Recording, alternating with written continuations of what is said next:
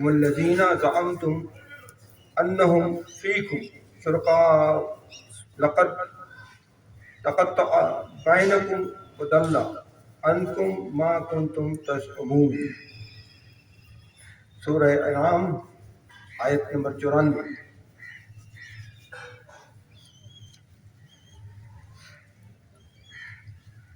یہ جو آیت ہے اس کے اندر اللہ تعالیٰ نے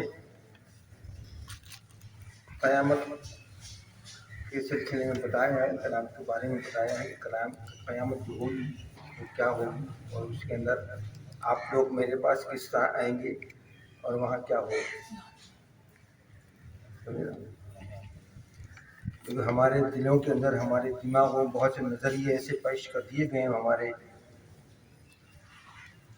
عالموں نے، جب تک ہم انہی میں گھوم رہے ہیں، وہاں سے نکلنے کی کوشش ہی نہیں کرتے اور نہ سوچیں گے۔ تو نکلیں گے تو اسی وقت میں جب ہم قرآن پڑھیں گے، اور جب پڑھیں گے ترجمے کے ساتھ اس کی تفسیر تو پتہ لگے گا۔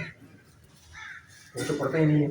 تو خیر اللہ تعالیٰ ہدایت دے، اور جس کو ہدایت دینا اس کو دینا، ہی نہیں دینا اس کا کام ہے، ہمارا کام اس کا میسج پہنچاتا ہے۔ تو کیا فرمایا اللہ تعالیٰ نے سورہ انعام کی آیت نمبر 94، وَلَقَدْ جَاءَتْمُونَا فُرَادَىٰ كَمَا خَلَقْنَاكُمْ أَوَّلَ مَرَّةٍ وَتَرَكْتُمْ مَا خَوَّلْنَاكُمْ وَرَاءَ ظُهُورِكُمْ وَمَا نَرَىٰ مَعَكُمْ شُفَعَاءَكُمُ الَّذِينَ زَعَمْتُمْ أَنَّهُمْ فِيكُمْ شُرَكَاءُ لَقَدْ تَقَطَّعَ بَيْنَكُمْ وَضَلَّ عَنكُمْ مَا كُنتُمْ تَزْعُمُونَ۔ اور بلا شبہ یقیناً، غور سے سنیں کیا ترجمہ ہے، کان کھڑے ہو جائیں کان۔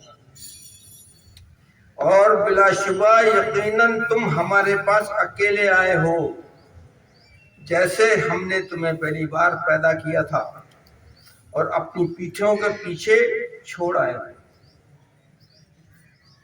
پیدا بھی آدمی اکیلا ہی ہوتا ہے نا، یا نہیں؟ جانا بھی اکیلا ہی ہے، اور اپنے پیچھوں کے پیچھے چھوڑانے کا مطلب جو مال ملیدہ تم کو یہاں ہم نے دیا ہے وہ تمہارا نہیں ہے۔ جو بولتا ہے نا، میں بولتا ہوں، کیا بولتا ہوں، فلیٹ خریدتا ہوں، مکان خریدتا ہوں، کیا ہوتا ہے، میرا ہے نا، میرا نہیں ہے، اس کا ہے، اس نے دیا ہے۔ ہاں، کیونکہ مجھے تو یہاں چھوڑ کے جانے کا ہے۔ میرے 3 گھر ہیں، میں 3 بنگلے ہیں، میں فلانا ہے، میں ڈھمکا ہے، سب تیرا کچھ نہیں ہے، وہ اس نے عطا کیا، یہ اس کا مہربانی کہ تجھے ساتھ عطا کیجیے، تو سب یہاں چھوڑ کے جانا ہے۔ تو کیا اپنی پیٹھوں کے پیچھے چھوڑ آئے ہو، یعنی بہت بولتے تھے نا یہ میرا ہے، یہ فلانا ہے، آئے اکیلے ہو، سب وہیں رہ کے چھوڑ کے آئے ہو، یہاں ضرورت نہیں مجھے تمہارے کاموں کی۔ ہاں، اور سب سے بڑی بات تو مجھے بولنا ہے، وہ کیا بولنا ہے، وہ تو سننے کے رہ گئے۔ اور وہ تمہارے ساتھ تمہارے وہ سفارش کرنے والے نہیں دیکھتے جنہیں تم گمان کیا کرتے تھے کہ بے شک وہ تم میں حصے دار ہیں۔ بلا شبہ یقیناً وہ تمہارا آپس کا رشتہ کٹ گیا اور تم سے گم ہو گیا، جو کچھ تم گمان کرتے تھے۔ مرنے کے بعد تمہارے رشتے ختم، اب تم وہیں رہے، وہ وہاں رہ گئے، تم یہاں آئے ہو، ان کو گمان کرتے رہے وہ مجھے بچا لیں گے، ہم تو ان کے جھنڈے کے تلے چلے جائیں گے، ہم تو ان کے دامن پکڑیں گے۔ ان کو وہاں اپنی فرصت نہیں ہوگی جو تمہاری طرف دیکھیں گے۔ یہ صرف شاعروں کا خیال ہے، شاعروں کہ یوں اور فلانا، یہ سب شاعری ہے، یہ افسانے ہیں، حقیقت جو ہے وہ یہ ہے۔ آگے سنیں، آگے کیا فرمایا اللہ تعالیٰ، کیا فرما رہا ہے، سنیں۔ وَلَقَدْ جَمَعْتُونَ فُرَادَىٰ، فرادہ کا مطلب ہے، فرادہ ہے فرد کی جمع، فرد میں فرد، افراد اس کی جمع۔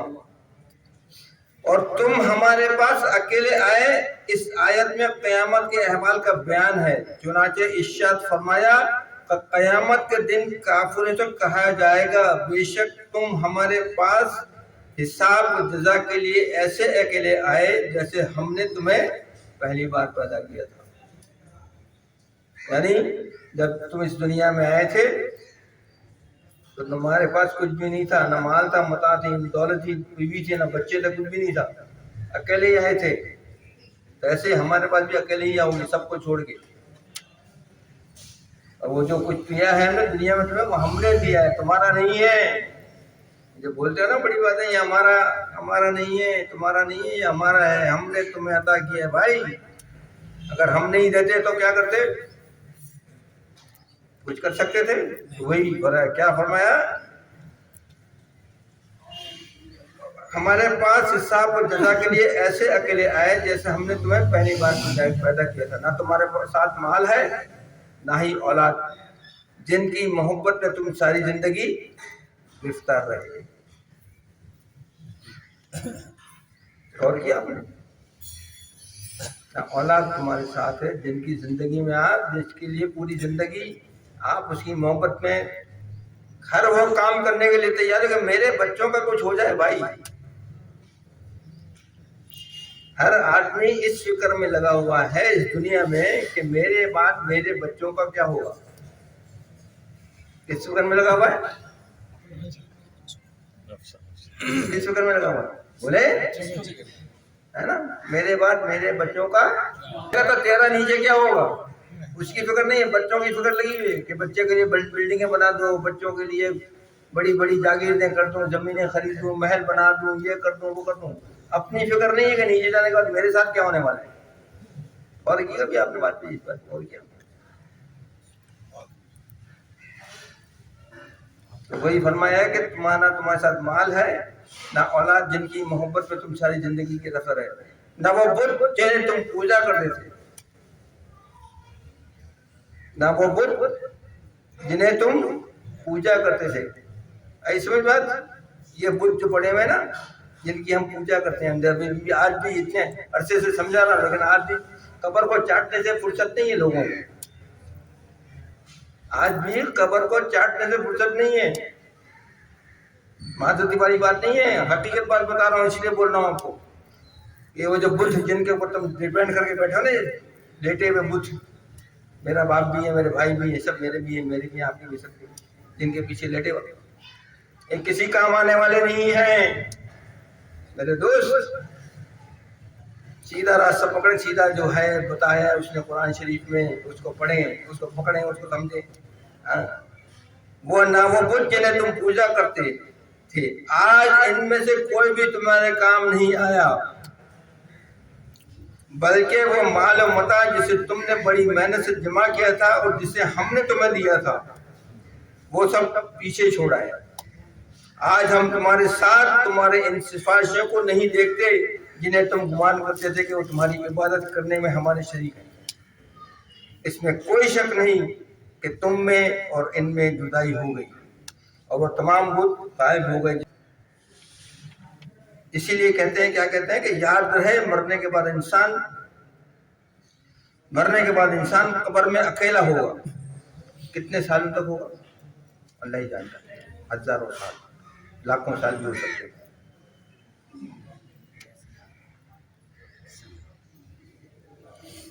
بلینز آف ایئرس بھی ہو سکتے ہیں، billions of years, uncountable years کتنے ہیں، اکیلا ہوگا۔ یاد رہے کہ مرنے کے بعد انسان قبر میں اکیلا ہوگا۔ دنیا کی کوئی چیز یعنی مال و متاع، اولاد، عزیز، رشتہ دار، دولت، احباب، کوئی بھی اس کے ساتھ قبر میں نہیں ہوگا، بلکہ یہ تمام اپنے قبر کے گڑھے میں اکیلا چھوڑ کر چلے جائیں گے۔ چلے جاتے ہیں نا چھوڑ کے، یا نہیں؟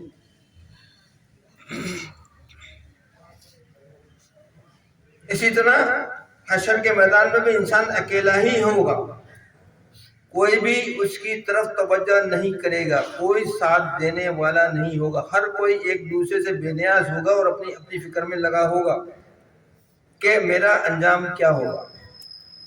اسی طرح بارگاہ الہی میں اپنے اعمال کا حساب دینے کے لیے بھی تنہائی حاضر ہوگا۔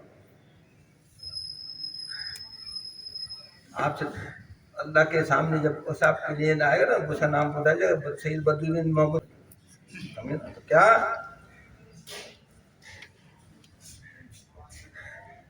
ہر کوئی ایک دوسرے سے بے نیاز ہوگا اور اپنی اپنی فکر میں لگا ہوگا میرا انجام کیا ہوگا۔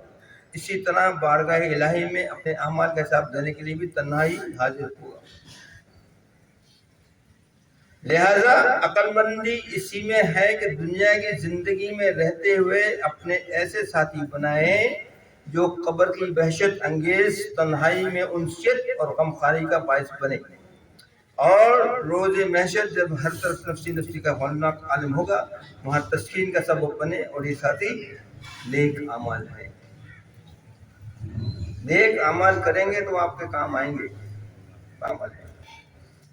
حضرت انس بن مالک سے روایت ہے کہ آپ صلی اللہ علیہ وسلم نے فرمایا میت کے ساتھ 3 چیزیں جاتی ہیں جن میں سے 2 واپس لوٹ کر آ جاتی ہیں اور ایک اس کے ساتھ باقی رہتی ہے، یعنی میت کے ساتھ اس کے اہل ویال، اس کا مال اور اس کا عمل اس کے ساتھ جاتے ہیں،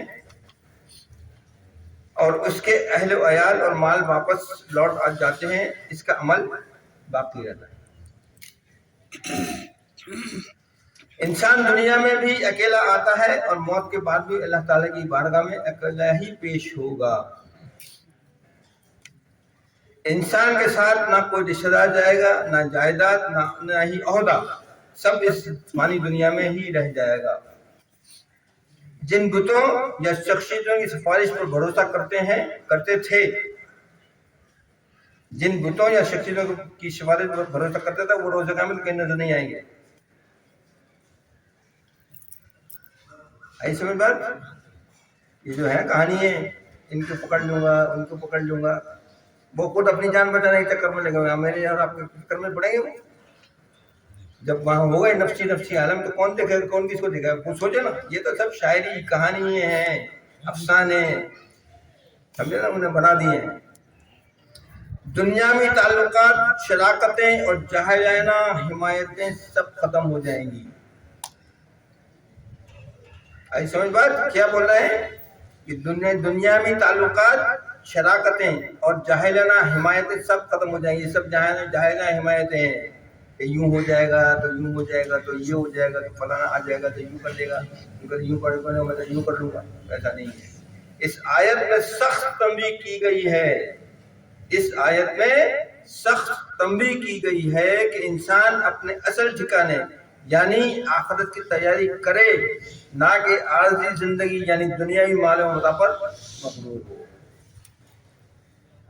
اس میں بات آخری لائن پڑھتا ہوں۔ اللہ تعالیٰ فرما رہا ہے سورہ قصص کی آیت نمبر 64 میں، سورہ قصص آیت نمبر 64، اللہ تعالیٰ فرماتا ہے وَقِيلَ ادْعُوا شُرَكَاءَكُمْ فَدَعُوهُمْ فَلَمْ يَسْتَجِيبُوا لَهُمْ۔ کیا فرمایا؟ وَقِيلَ ادْعُوا شُرَكَاءَكُمْ فَدَعُوهُمْ فَلَمْ يَسْتَجِيبُوا لَهُمْ۔ کیا مطلب ہے؟ مطلب یہ کہ اور کہا جائے گا کہ اپنے شریکوں کو بلاؤ تو وہ ان کو پکاریں گے اور ان کو جواب نہ دے سکیں گے۔ اور کیا اللہ تعالیٰ روز محشر بھی جس وقت آپ بیٹھے ہوں گے اس کے سامنے کھڑے ہوں گے موج محشر والے دن، اس دن میں جس کو وہ بلائے گا اپنے حساب کتاب کے لیے، اس کو بولے گا، چیختے تھے نا، بولتے تھے بلاؤ، آواز دو، دیکھوں میں بھی کون کس میں ہمت ہے کہ آگے میرے سامنے کھڑا ہوتا ہے۔ کافر جو ہے ان بتوں کو عزا فلانا جو ان کے نام سے اس زمانے کے تھے مکہ میں، روز اسلام آنے سے پہلے رکھے ہوتے ہیں، یعنی عزا فلانا وہ ان کو بلائیں گے، آنے والے کون آنے والے؟ اس کے سامنے کوئی کھڑا رہ سکتا ہے؟ اس کے سامنے کسی کا نہیں۔ تو اس کی بات میں وہی بتا رہا ہوں، آپ کو سمجھا رہا ہوں نا کہ یہ سب چیزیں غور کریں۔ میں یہ نہیں کہتا کہ کوئی خدا نہ خاصا ہے، برا ماننے والی بات نہیں ہے کہ یہ سب بابا اس طرح بولے، نہیں، جو آپ کو بتایا اسے غور تو کریں، سمجھے تو صحیح نا۔ روز محشر کیا ہوا ہے بتایا نا، سب کو کیا بتایا پتا ہے نا، نفسا نفسی کا عالم ہوگا۔ قرآن کے اندر کیا لکھا ہے؟